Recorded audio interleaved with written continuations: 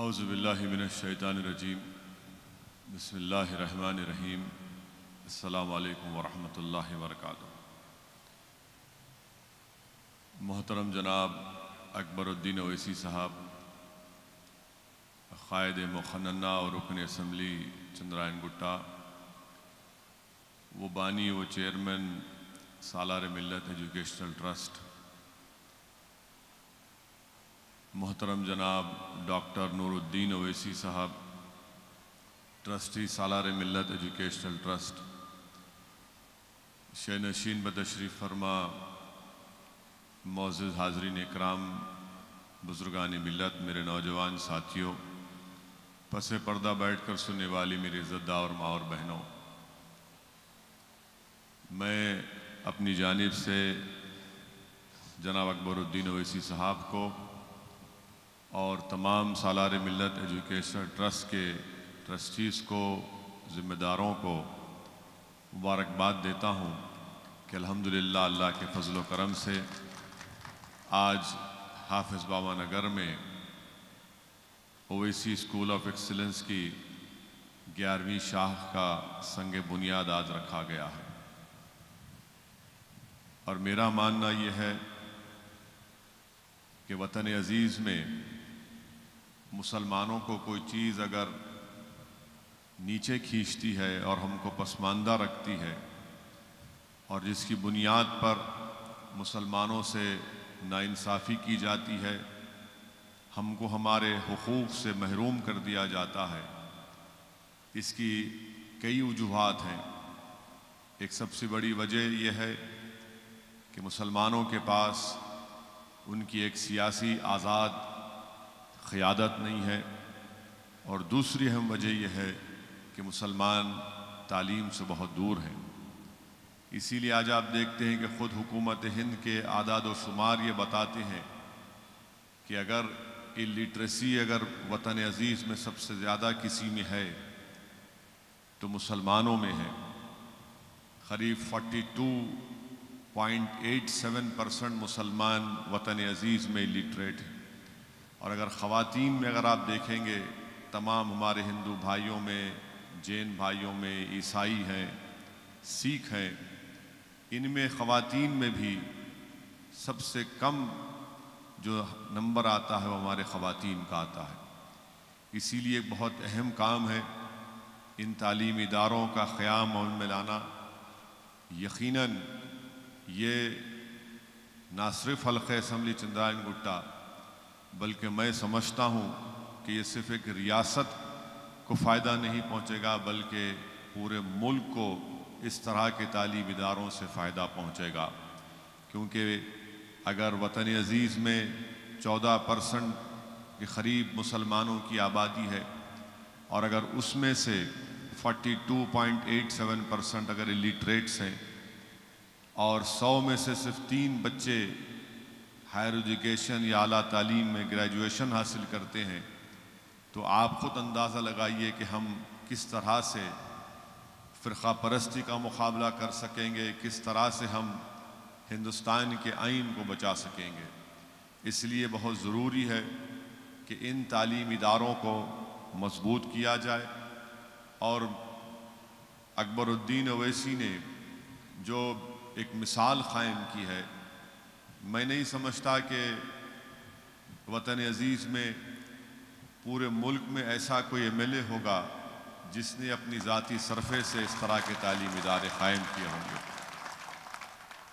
اس لیے کہ آپ جانتے ہیں، حقیقت یہ ہے کہ ہمارے ملک کی جمہوریت جب الیکشن میں، انتخابات میں حصہ لینے کا موقع آتا ہے، میں تعجب کرتا ہوں، خاص طور سے ہمارے حیدرآباد میں،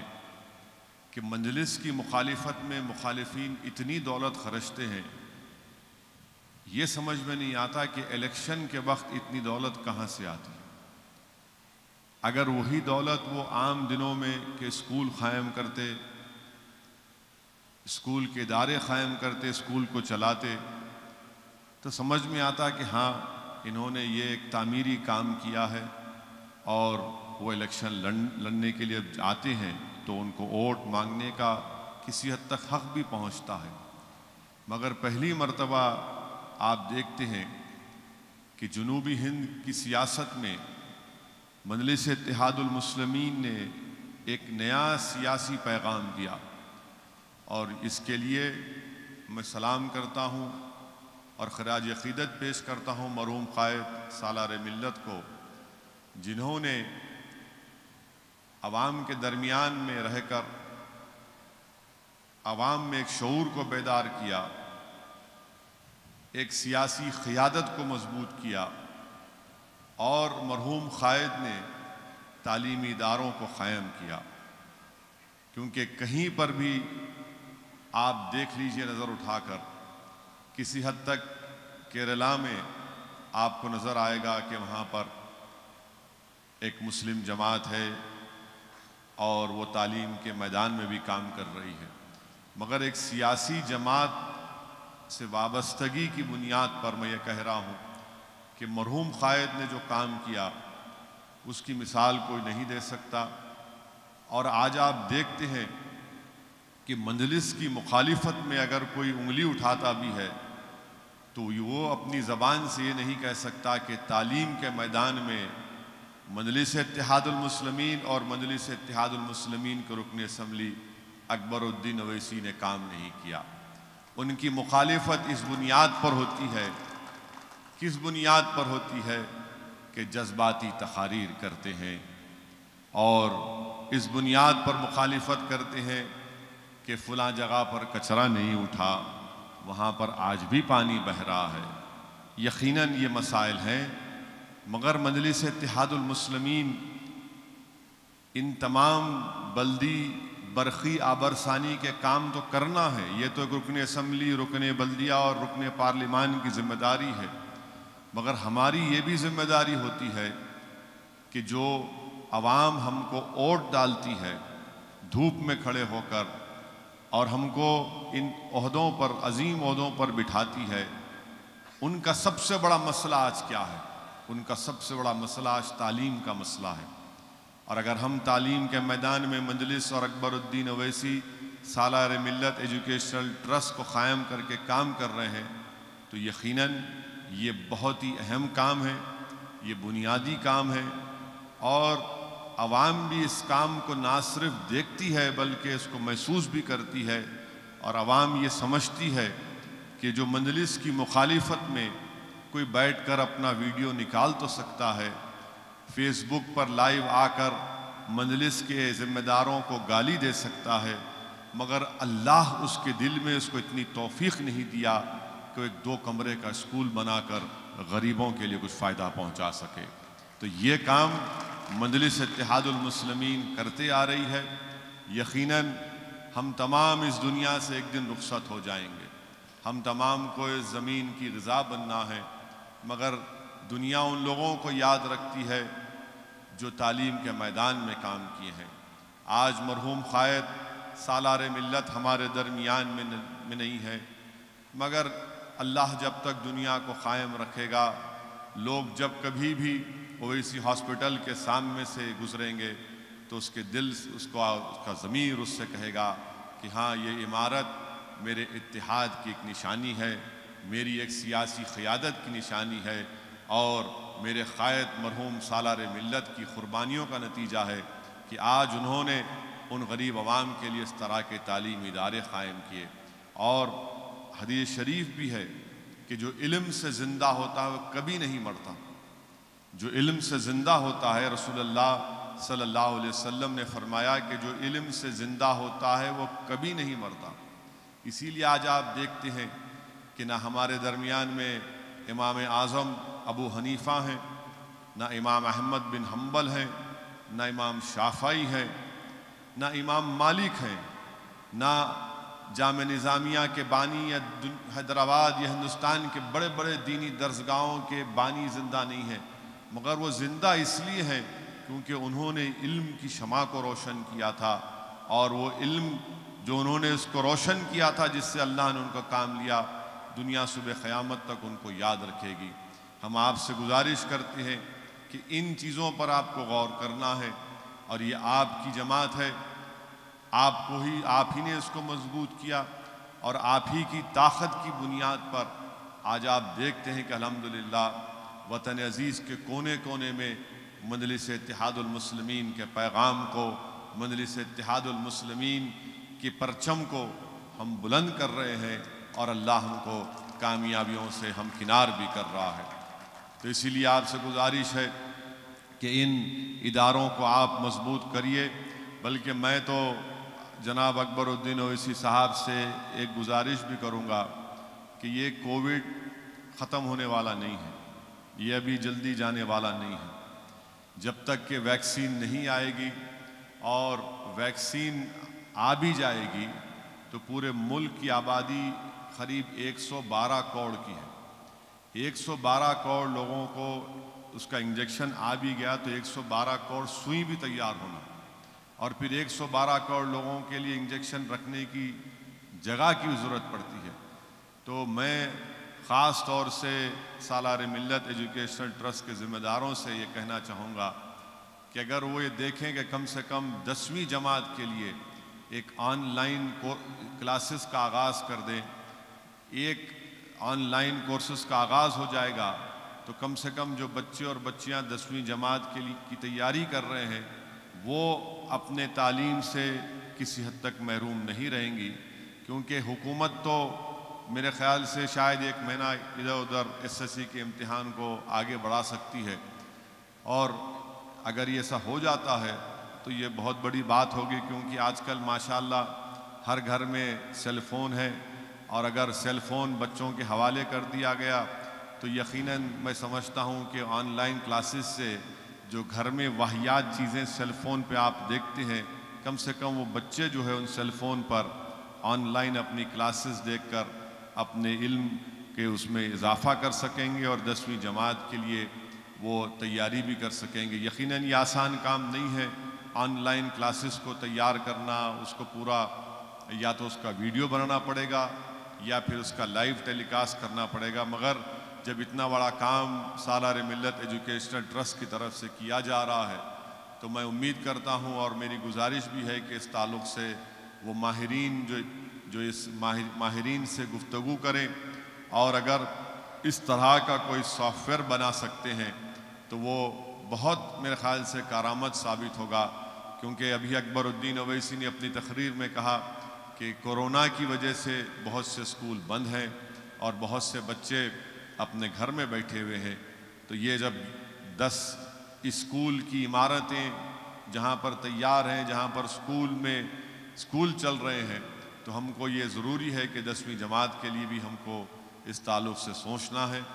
اور انشاءاللہ تعالی مجھے یقین ہے کہ اللہ اپنے فضل و کرم سے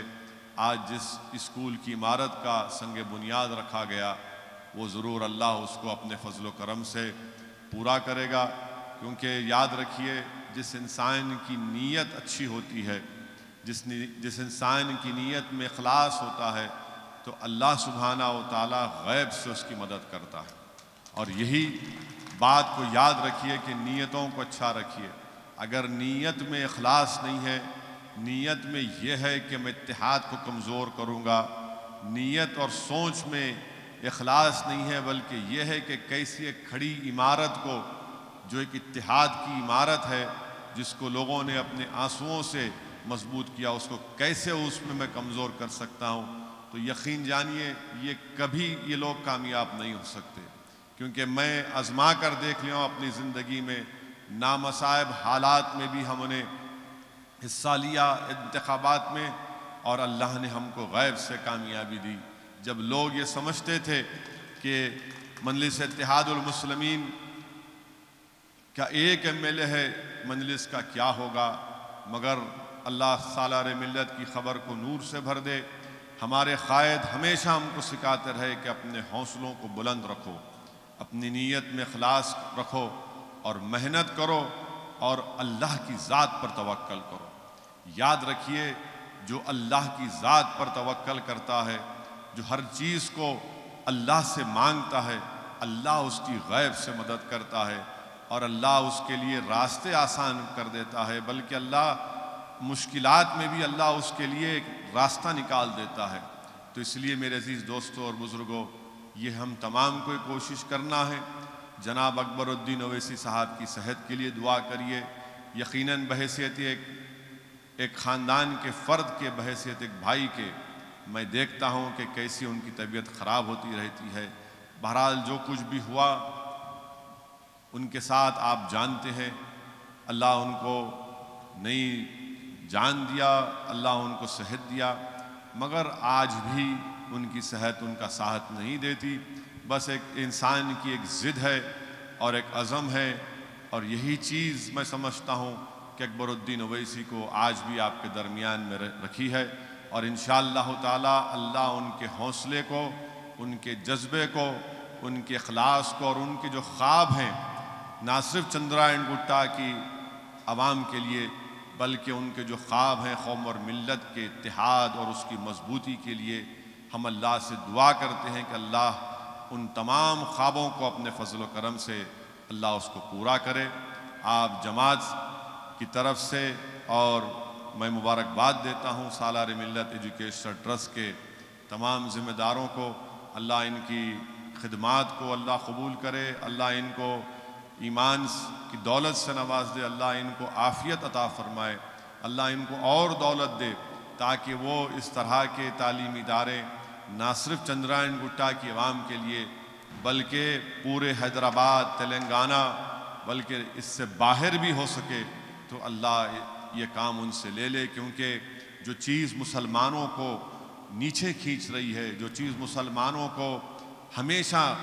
غریبی اور مفلسی کا شکار بنا دیتی ہے، جو چیز مسلمانوں کو ہمیشہ کسی کے ہاتھوں میں کھلونا بنا دیتی ہے، تو وہ ہے کہ ہم علم سے دور ہیں۔ اسی لیے یاد رکھیے کہ چاہے آپ کسی جگہ پر ہوں، آپ کو اپنی اولاد کو تعلیم دلانا ہے۔ اگر کسی چیز کے لیے جہاد کرنے کا وقت اگر ہے تو جہاد کرو علم حاصل کرنے کے لیے۔ جس دن آپ علم حاصل کر لو گے، آپ کے بچے اور خاص طور سے اپنی بچیوں کو پڑھائیے۔ آپ جانتے ہیں کہ معاشرہ کتنا برا ہے، کتنا گندا ہے، کس طریقے سے جہیز کی لعنت کی وجہ سے آج گھروں میں مصائب اور مشکلات کا سامنا کرنا پڑتا ہے۔ میں تو کہوں گا کہ بیٹوں سے زیادہ بچیوں کو پڑھائیے، آپ بچیوں کو قابل بنائیے اور ان کو اتنا طاقتور بنا دیجئے کہ وہ خود جب علم سے طاقتور ہو جائیں گے تو انشاءاللہ تعالی ہمارے نہ صرف ہمارے گھر کا بلکہ ہمارے بچیوں کا مستقبل روشن ہو جائے گا۔ کیونکہ ایک باپ کے لیے ہمیشہ، ایک باپ اگر اپنی زندگی کے آخری لمحات میں بھی رہتا ہے تو اس کو اپنے بیٹے سے زیادہ اپنی بیٹیوں کی فکر ہوتی ہے کہ یا اللہ اگر میری آنکھ بند ہو جائے گی تو میری بیٹی کا کیا ہوگا۔ تو اس لیے بہت ضروری ہے کہ اپنے بچیوں کو پڑھائیے، خوب قابل بنائیے، اور مجلس کی نمائندگی پر سالار ملت کی اور فخر ملت علیہ الرحمہ کی اس کوششوں کی بنیاد پر آج تلنگانہ میں 4% ریزرویشن ہے مسلمانوں کے لیے جو BCE کے نام سے ہے۔ تو اگر ہم 12ویں جماعت تک اچھا پڑھا لیتے ہیں اور اس کے بعد اگر وہ کسی گورنمنٹ کے یا کسی کورس میں جانا چاہتے ہیں تو یہ ریزرویشن بھی ان کو حاصل ہوتا ہے، اور اس کے بعد وہ ان کی تعلیم مکمل بھی ہو سکتی ہے، اعلیٰ تعلیم کی، ہائر ایجوکیشن کی۔ یہی چند گزارشات مجھے آپ تک کہنا تھا۔ اب انشاءاللہ تعالی میں نہیں سمجھتا ہوں کہ زیادہ میں بول سکتا ہوں، کیونکہ ہمیشہ جناب اکبر الدین اویسی کی تقریر کے بعد بولنا ذرا مشکل ہو جاتا ہے، مگر میں آپ کو وعدہ کر رہا ہوں کہ آنے والے دنوں میں انتخابات ہونے والے ہیں بلدیہ کے، ہمارا تو جاری ہے، بہار سے شروع ہوا تھا، اب چلے گا سلسلہ، چندرائن گٹا میں بھی جلسے ہوں گے انشاءاللہ تعالی۔ بہت بولنا ہے، بہت بولنا ہے، اور بولیں گے انشاءاللہ تعالی۔ بہت سے لوگ باتیں کرتے ہیں، مگر یاد رکھیے کہ کوئی اگر آپ کو مشکل وقت میں نظر آتا ہے، اگر آپ کو کچھ ہوتا ہے تو پہلا فون آپ کرتے ہیں کہاں ہے رے مجلس والے، یعنی ان کے جملے میں بھی کیا ہے، کہاں ہے رے مجلس والے، انہیں یہ نہیں بولتا انہوں کہاں ہے، انہوں کہاں ہے، کہاں ہے رے مجلس والے۔ تو یہ ایک محبت کی نشانی ہے، یہ ایک طلب کی نشانی ہے۔ تو میں سلام کرتا ہوں، الحمدللہ مجلس آپ کے درمیان میں ہے، تھی، اور انشاءاللہ ہمیشہ رہے گی۔ جو لوگ مصیبت کے وقت نظر نہیں آئے، اب ضرور الیکشن کے وقت نظر آئیں گے، آنے دیجئے، یہ عوام طے کرے گی۔ بہار میں بھی بہت پکارے، بہت بولے، اتنا بولے کہ بی ٹیم ووٹ کاٹتے ہیں، یہ کاٹتے ہیں، فلاں کاٹتے ہیں۔ اللہ ان کو بتا دیا کہ کیا نتیجہ نکلا۔ اور دیکھیے وہاں پر بھی ہمارا اخلاص تھا، ہم تو تیار تھے کہ آؤ بات کرو، مگر سب کو یہی تکلیف تھی کہ نہیں، شیروانی سے نہیں بات کریں گے، سب سے بات کریں گے۔ تو ہم نے کہا کہ بھائی آپ نہیں بات کریں گے، ہم کو کوئی اعتراض نہیں ہے۔ الحمدللہ اللہ نے وہاں پر بھی عزت سے نواز دیا۔ اب مجھے یقین ہے کہ جو سیاسی سفر کا آغاز فخر ملت اور ان کے ساتھیوں نے کیا تھا، اور جس کو وسعت اور طاقت سالار ملت نے دی، انشاءاللہ تعالی ہم اسی سفر پر گامزن ہیں۔ ان کی زندگی ہمارے لیے ایک مشعل راہ ہے۔ ان کی زندگی اور مرحوم قائد کے ساتھ جو جتنے مرحوم قائدین ہیں جو آج اس دنیا میں نہیں ہیں، اللہ ان کی بھی مغفرت فرمائے، اور ان کی قربانیوں کا نتیجہ ہے کہ آج مجلس اتحاد المسلمین یہ کام کر رہی ہے۔ آپ ان تعلیمی اداروں میں اس کی مدد کریے اور مجلس اتحاد المسلمین کو مضبوطی آپ نے ہمیشہ عطا کی، اتحاد کو اور مضبوط کریے۔ السلام علیکم ورحمۃ اللہ وبرکاتہ۔